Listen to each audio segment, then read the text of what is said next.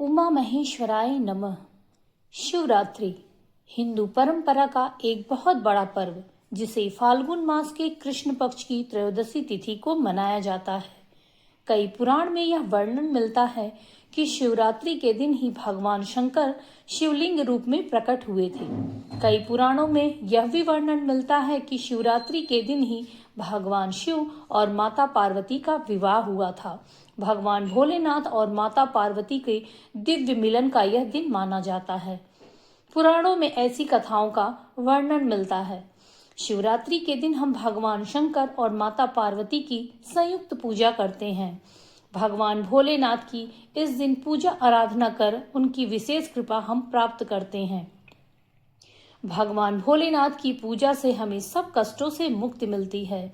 भगवान शिव की पूजा करना, मंत्र जप करना, भजन करना, 4 प्रहर की पूजा करना, जागरण करना, यह सब हमारी सभी मनोकामनाओं की पूर्ति करता है।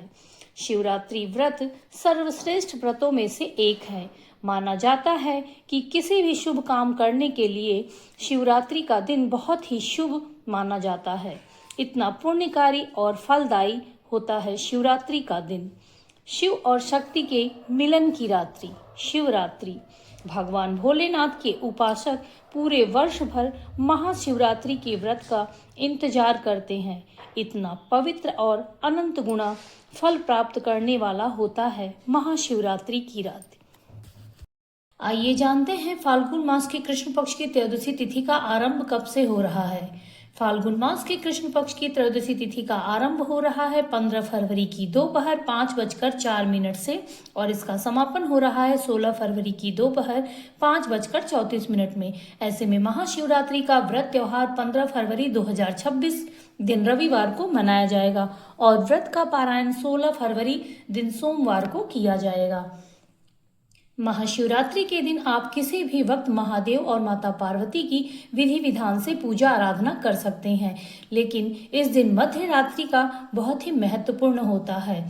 मध्य रात्रि 11 बजे से लेकर 1 बजे के बीच भगवान शिव की उपासना बहुत ही शुभ मानी जाती है। आइए जानते हैं 4 प्रहर की पूजा का समय।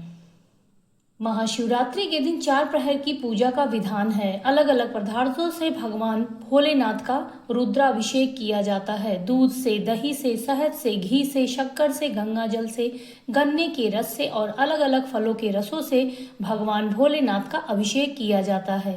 प्रथम पहर की पूजा का समय है 15 फरवरी की शाम 6:11 से लेकर रात के 9:23 तक। इस प्रथम पहर में भी हम भगवान भोलेनाथ की पूजा आराधना करेंगे, उनका रुद्राभिषेक करेंगे। दूसरे प्रहर की पूजा का समय है 15 फरवरी की रात 9:23 से लेकर 16 फरवरी की रात 12:35 तक। दूसरे प्रहर में भी हम भगवान भोलेनाथ का अभिषेक करेंगे और विधि विधान से उनकी पूजा आराधना करेंगे। तीसरे पहर की पूजा का समय है 16 फरवरी की रात 12:35 से लेकर सुबह के 3:47 तक। तीसरे प्रहर में भी हम भोलेनाथ का रुद्राभिषेक करेंगे और विधि विधान से उनकी पूजा आराधना करेंगे। चौथे प्रहर की पूजा का समय है 16 फरवरी की सुबह 3:47 से जो कि सुबह के 6:60 तक। चौथे प्रहर में भी हम भगवान भोलेनाथ का रुद्राभिषेक करेंगे और विधि विधान से उनकी पूजा करेंगे। माना जाता है कि इस दिन भगवान भोलेनाथ साक्षात धरती पर आते हैं और सभी शिवलिंगों में निवास करते हैं। इसलिए लोग व्रत और उपवास पूजा पाठ करके भगवान भोलेनाथ को प्रसन्न करते हैं। भगवान भोलेनाथ प्रसन्न होकर भक्तों की भी सभी मनोकामनाएं पूर्ण करते हैं। महाशिवरात्रि पर सभी सुहागन महिलाएं माता पार्वती को सुहाग की समान अवश्य अर्पित करें। इस दिन धूप, दीप, नैवेद्य, फल, मिष्ठान, वस्त्र, आभूषण भगवान भोलेनाथ और माता पार्वती को अर्पित करें। शिव चालीसा का पाठ करें, शिव स्तोत्र का पाठ करें और भगवान भोलेनाथ के मंत्रों का जप करें। अधिक से अधिक भगवान की पूजा आराधना में ही अपना मन लगाएं। रात्रि जागरण का बहुत ही महत्व होता है। भगवान शिव का ध्यान करें और दूसरे दिन माता पार्वती और भोलेनाथ की विधि विधान से पूजा आराधना कर, ब्राह्मण को दान दक्षिणा देकर, भगवान का प्रसाद खाकर अपने व्रत का पारायण करें।